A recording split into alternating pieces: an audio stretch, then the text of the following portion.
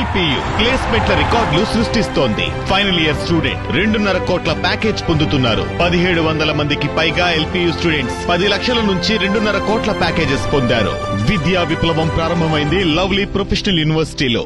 దెందలూరు నియోజకవర్గం కొండలరావుపాలెంలో పోలీసులు 144 సెక్షన్ విధించారు. మాజీ MLA Abbayya Chowdary, TDP MLA Chintamaneni సవాళ్లు ప్రతి సవాళ్లతో రాజకీయ రచ్చ జరుగుతోంది. ఎన్నికల్లో ఇచ్చిన సూపర్ 6 హామీలు ప్రశ్నిస్తుంటే ఎమ్మెల్యే చింతమనేని ఉలిక్కి పడుతున్నారని అబ్బయ్య చౌదరి ఆగ్రహం వ్యక్తం చేశారు. చింతమనేని కొల్లేరు గ్రామ ప్రజలను భయపెట్టి తన ఇంటిపైకి ఉసిగొలుపుతున్నారంటున్న అబ్బయ్య చౌదరితో మా ప్రతినిధి రాజు ఫేస్ టు ఫేస్. దెందులూరు నియోజకవర్గంలో సవాళ్లు ప్రతి సవాళ్లతో రాజకీయాలు రసవత్తరంగా మారాయి. ప్రధానంగా చూసుకున్నాక ఉన్నటువంటి ఏదైతే ప్రతిపక్షానికి సంబంధించినటువంటి నేతలు కూడా ఉన్నటువంటి ఎవరైతే ఎమ్మెల్యే ఉన్నారో చింతమనేనికి సంబంధించినటువంటి పూర్తిగా సవాలు విసురుతారుగా జరిగినటువంటి ఏదైతే ఇక్కడ ఉన్నటువంటి పరిపాలనకు సంబంధించి కూడా పథకాల విషయంలో కూడా కూటమి ప్రభుత్వం ఇచ్చినటువంటి పథకాల విషయంలో కూడా తామంటూ సవాలు చేస్తున్నాము, ఇక్కడ ఉన్నటువంటి ప్రజలు కూడా సరైన రీతిలో అమలు కావట్లేదని చెప్పి సవాల్ చేస్తున్నారు. దీనికి సంబంధించి మాట్లాడేది కూడా ఉన్నటువంటి ఎవరైతే ప్రతిపక్ష ఎమ్మెల్యే కూడా కొట్టారి అబ్బయ్య చౌదరి ఉన్నారు. సార్ చెప్పండి, ఏం చూస్తారు? మీరు సవాళ్ళు చేస్తున్నారు, వాళ్ళు కూడా ప్రతి సవాళ్ళు చేస్తున్నారు. ఏదైతే తల్లికి వందనకు సంబంధించి చెబుతున్నా గతంలో అమలైనటువంటి అమ్మఒడి కూడా చూపిస్తే తాము ఆల్రెడీ మీరు తీసుకొచ్చిన లిస్టు కనుక వెంటనే ఇస్తే కనుక తాము ఈ రోజు చేస్తే సిద్ధంగా ఉన్నాం, లేకుంటే రాజకీయాలు వదిలేస్తామని చెప్పి వాళ్ళు అంటున్నారు. క్షేత్రస్థాయిలో ఎలా ఉంది పరిస్థితులు? అమలవుతున్నాయి పథకాలు ఎలా ఉంది?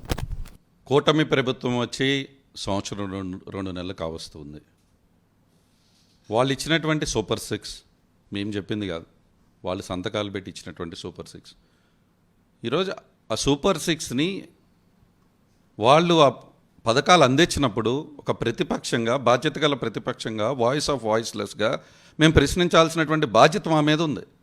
ఈరోజు ప్రశ్నించినంత మాత్రాన మేమేం శత్రువులం కాదు, మేమేమి దుర్మార్గులం అయిపోం, మా నాయకులు కోసేయలేరు. కానీ ఈరోజు ప్రశ్నించాలి, మేము ప్రశ్నించడానికే కదా మేముంది. ఈరోజు సూపర్ 6లో సంతోషం తల్లికి వందనం పథకం మీరు అందించారు, కానీ ఈరోజు దాంట్లో ఉన్నటువంటి లోపాలను మేము తెలియజేయాలి కదా. ఒక బాధ్యత గల ప్రతిపక్షంగా మేము తెలియజేస్తే దానికి కూడా మమ్మల్ని తిడుతూ ఉన్నారు. నేను అదే చెప్తూ ఉన్నా, మీరు చెప్పారు నిన్న, మీరు ఇచ్చిన ఛాలెంజ్ నేను స్వీకరిస్తూ ఉన్నా. తల్లికి వందన మీ దెందులూరు నియోజకవర్గంలో చాలామంది వైఎస్ఆర్ కాంగ్రెస్ పార్టీ కార్యకర్తలకు పడలేదని చెప్పా. నేను వారు మాట్లాడుతూ ఉన్నారు, ఇక్కడ ఉన్నటువంటి శాసనసభ్యుడు ఎవరికి పడలేదు, ఎందుకు పడలేదు, నేను ఇస్తే 24 గంటల్లో వేపిస్తానన్నారు. ఆ ఛాలెంజ్ నేను స్వీకరిస్తూ ఉన్నా. ఈరోజు నేనే నిన్న మొన్న నేను దెందులూరులో మాకేమన్నా అవసరమా ఈరోజు అబద్ధాలు ప్రచారం చేయాల్సినటువంటి అవసరం మాకేముంది?